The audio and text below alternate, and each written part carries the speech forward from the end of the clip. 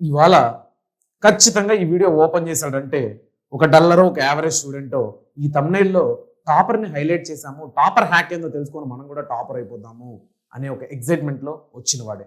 So dullards and average students, welcome to my club. నేను కూడా ఒక యావరేజ్ స్టూడెంట్ని. అన్న మీ మార్కులు మంచిగా వచ్చాయి కదా, మీరు యావరేజ్ అని ఎందుకు సోప్ పోస్తున్నారు అనుకోవచ్చు. నేను జీవితంలో ఒక ఎగ్జామ్ రాశాను, మీ అందరికీ తెలుసు, కొన్ని మార్కులతో ఫెయిల్ అవ్వడం జరిగింది. సో నేను కూడా డల్లర్ కిందకే. సో డల్లర్కి టాపర్కి తేడా ఏంటి? ఇప్పుడు మనం వెంటనే టాపర్ లక్షణాలు ఏంటో తెలుసుకునేసి టాపర్లో మారిపోవాలన్నా, అలా మారిపోయేదానికి ఛాన్స్ ఉందా లేదా ఈ వీడియోని చివరి వరకు చూస్తే మీరు తెలుసుకుంటారు. ఈ వీడియో ఏం ఎక్కువ లెంతీ కాదు, చాలా తక్కువ సమయంలోనే ముగించేస్తాను.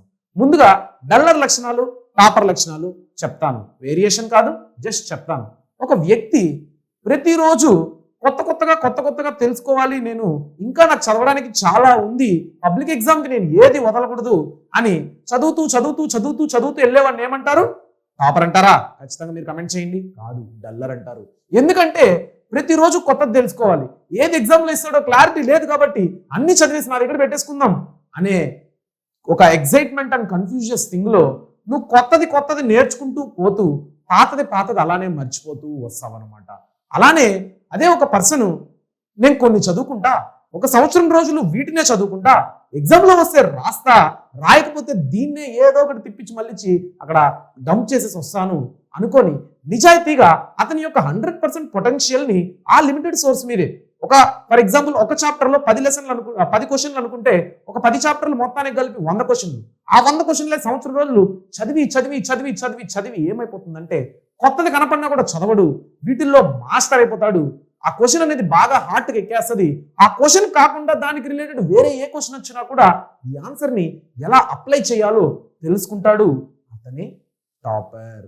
సో డల్లర్కి టాపర్కి మీకు తేడా అర్థమైంటుంది. ఇంకోటి, టాపర్ అనేటోడు స్టార్టింగ్ రోజు ఒక 6 అవర్స్ నేను చదవాలి, ప్రతిరోజు ఒక 6 అవర్స్ చదువుతాను, నాకు ఎగ్జామ్స్ వచ్చినా కూడా నేను 12 గంటలైతే పెట్టలేను అని నిజాయితీగా రియలైజ్ అయ్యి ఎవరిదే కూడా షో చేసుకోవాలని కాకుండా అతను ఎగ్జామ్ లేని రోజు 6 గంటలే, 10th క్లాస్లో జాయిన్ అయిన మొదటి రోజు 6 గంటలే, ప్రీ ఫైనల్స్ ముందు రోజు 6 గంటలే, పబ్లిక్ ఎగ్జామ్ ముందు రోజు కూడా 6 గంటలే చదువుతూ వచ్చుంటాడు. 365 రోజులు ఇంటూ 6 గంటలు వేసుకుంటే ఎన్ని గంటలు వస్తుందో మీరు లెక్కేసుకోండి. అతను అంత కన్సిస్టెంట్గా చదువుకుంటూ వచ్చాడు, అందుకే అతను టాపర్ అయ్యాడు, ఒక డిసిప్లిన్ మెయింటైన్ చేశాడు.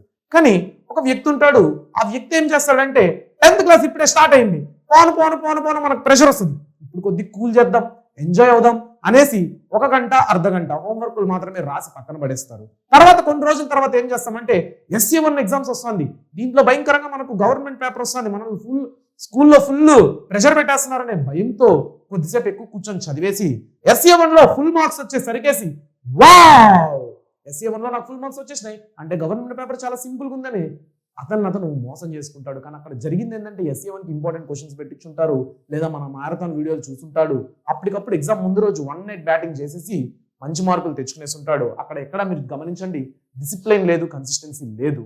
అలానే కొన్ని రోజులు పోయినాక మళ్ళీ ఆడుకుంటూ పాడుకుంటూ అలా కాలం కలిపేస్తాడు, ప్రీ ఫైనల్స్ వచ్చేస్తుంది. కానీ తీరా ప్రీ ఫైనల్స్కి వచ్చేసరికి టోటల్ సిలబస్ అనమాట.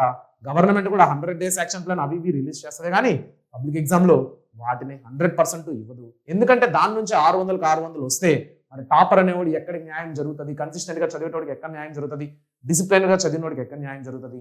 కాబట్టి ఇక్కడ డిసిప్లైన్ లేకుండా, కన్సిస్టెంట్ లేకుండా ఉండేవాడు చివరికి వచ్చి డీలా పడిపోతాడు అనమాట. కాబట్టి టాపర్ అనేటోడు కన్సిస్టెన్సీగా డిసిప్లిన్ మెయింటైన్ చేస్తాడు, కానీ డల్లర్ అనేటోడు అలలు మారిగా, ఒకసారి అల చాలా పెద్దదిగా లేస్తుంది, మళ్ళా చాలా చిన్నదిగా లేస్తుంది, కాసేపు సముద్రం అంతా అలా ప్రశాంతంగా ఉన్నట్టు కనబడుతుంది. అలాగా నిలకడ లేని అలలలాగా ఒక డల్లర్ స్టూడెంట్ మూవ్ అవుతూ ఉంటే ఒకే క్రమబద్ధంలో సూర్యుడు ఎలాగైతే పొద్దున ఒక టైంకి సూర్యోదయం వచ్చి సాయంత్రం ఒక కొద్ది టైంలో సూర్యాస్తమయం జరిగి మిట్ట మధ్యాహ్నం నడి ఎండ కొడతాడు, మీరు క్లాక్ కూడా చూసుకోండి, సూర్యుని చూసే టైం మనం డిసైడ్ చేస్తాం. అలా డిసిప్లైన్డ్ మేనర్లో ఒక టాపరు రోజు రోజుకి ఇంకా వెలుగులు చిమ్ముతూ అంత గొప్ప జనరల్ నాలెడ్జ్తో, అంత గొప్ప మైండ్తో అభివృద్ధి చెందుతూ ఉంటాడనమాట.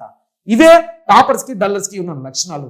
ఇంకా కూడా చెప్పాలంటే చాలా ఉంటాయి అనమాట టాపర్కి డల్లర్కి ఉన్న లక్షణాలు. టాపర్ అనేటోడు ఎగ్జామ్లో కాపీ కొట్టడు. ముందు రోజు ఎగ్జామ్లో కాపీ కొట్టేస్తే ఏమొస్తుంది, పబ్లిక్ ఎగ్జామ్లోకైనా నాకు ఇబ్బంది జరుగుతుంది కదా అనే ఉద్దేశంతో ఈ రోజు అతనికి కాపీ కొట్టడానికి ఛాన్స్ వచ్చినా కూడా అతను కాపీ కొట్టడు. నాకు ఎన్ని మార్క్స్ వస్తే నాకు రాని, నన్ను ఎవరు అడిగేటోడు, మా అమ్మ నాన్న తిట్టినా నా కోసమే, టీచర్స్ తిట్టినా నా కోసమే, ఎవరు చేసినా నా కోసమే అన్నప్పుడు నన్ను నేను ఎందుకు మోసం చేసుకోవాలి? నిన్ను నువ్వు మోసం చేసుకున్నావు అనుకో పూర్తిగా మోసపోతావు. పక్కన నన్ను మోసం చేయి, ఎంతో కొంత బాగుపడతావు, కానీ నిన్ను నువ్వు మోసం చేసుకుంటే జీవితంలో ఎందుకు పనికి రాకుండా పోతాము అని టాపర్ అనేటోడు ఎప్పుడో గమనించి తను నిజాయితీ బద్ధతగా వస్తూ ఉంటాడు అనమాట. కానీ డల్లర్ అలా కాదు, ఛాన్స్ దొరికితే కాపీ కొట్టేస్తాడు, మంచి మార్కులు వస్తే హ్యాపీ, అమ్మ నాన్న హ్యాపీ, టీచర్స్ హ్యాపీ అనే ఒక టెంపరీ హ్యాపీనెస్కి అలవాటు పడడం వల్ల అది పబ్లిక్ ఎగ్జామ్లో చాలా దెబ్బతీసే ఛాన్సెస్ ఉన్నాయి. ఇలా తీసుకుంటూ పోతే టాపర్కి డల్లర్కి చాలా డిఫరెన్షియేషన్, చాలా వేరియేషన్ ఉంటుంది. ఇద్దరు స్టూడెంట్స్ ఒకే క్లాస్లో ఉంటారు, వాళ్ళిద్దరికి ఒకే టీచర్ చదువు చెప్తాడు. కాకపోతే ఒకటే మాట చెప్తున్నా, మైండ్ సెట్ అనేది మనం మార్చుకోవాలి. నువ్వు టాపర్గా ఉండాలన్నా డల్లర్గా ఉండాలనేది ఈ వీడియో కింద నాకు కమెంట్ చేయి. ఒకవేళ నువ్వు డల్లర్ అయితే నిజాయితీగా ఒప్పుకొని ఇంక నుంచి మారుతానని కమెంట్ చేయి. లేదా నువ్వు టాపర్ అయితే గర్వంగా చెప్పు, అన్నా నేను మార్కుల పరంగా టాపర్ కాకపోవచ్చు, నువ్వు చెప్పిన ప్రతి లక్షణం నా దగ్గర ఉంది అని నాకు చెప్పు. నేను మనస్ఫూర్తిగా ఫీల్ అవుతాను. నువ్వు ఒకరోజు ఖచ్చితంగా నువ్వు అనుకున్న దాంట్లో సాధిస్తావని. ఈ వీడియోని ఎందుకు ఇంత ఫాస్ట్గా చెప్తున్నానంటే, ఇప్పుడు మీరు ప్రీ ఫైనల్స్ ఎగ్జామ్స్ ప్రిపేర్ అవుతున్నారు కాబట్టి మీ దగ్గర ఎక్కువ టైం లేదు. కాబట్టి ఎవరైనా ఈ వీడియోని నేను చాలా కూల్గా చూడాలనుకున్న వాళ్ళు 1.5లో 0.75లో కానీ 0.5లో పెట్టుకొని చూడండి. లేదు మాకు ఓకే మీరు చెప్పే స్పీడ్ సరిపోయింది అనుకున్న వాళ్ళు 1x పెట్టుకొని చూసేయండి. All the very best. So మీరు టాపరా డల్లరా అనేది నాకు కింద కమెంట్ సెక్షన్లో తెలియజేయండి. ఇక సెలవు తీసుకుంటుంది నేను మీ రూపేష్ పూతలపట్టు, వేదాంత తెలుగు 8 మాస్టర్ టీచర్ని. Bye bye bye.